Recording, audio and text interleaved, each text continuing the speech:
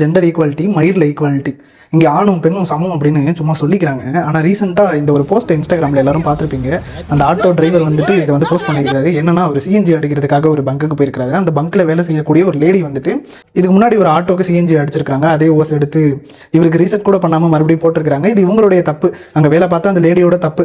அதனால இவருக்கு கூடுதலாக வந்து சிஎன்ஜி அமௌண்ட் வந்து காட்டியிருக்கு. இவர் ஆட்டோ டிரைவர் வந்துட்டு ஏன் இப்படி அப்படின்னு கேட்டிருக்காரு.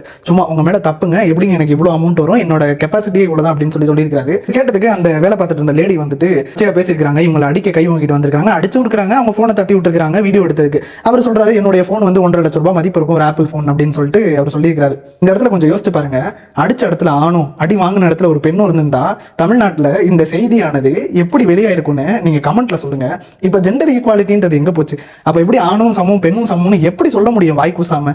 தப்பு எவன் பண்ணாலும் தப்பு தானே. இதுக்கு முன்னாடியே ஒரு வீடியோ போட்டிருப்போம். அந்த வீடியோவோட கமெண்ட்ல வந்து பாத்தீங்கன்னா, நீங்க என்ன ஆண்களுக்கு சப்போர்ட் பண்றீங்க, பெண்களுக்கு தவறுகள் நடக்கிறது இல்லையா? பெண்ணுக்கு தவறு நடக்குதுன்ற ஸ்டேட்மெண்ட்டை தாண்டி ஒரு மனுஷனா யோசிச்சு பாருங்க. 100 ஆண்மகன்ல ஒரு 90 ஆண்மகன் தப்பு பண்றானாலும் அந்த 10 நல்ல மனுஷனும் இருக்கானே, அவனும் மனுஷன் தானே.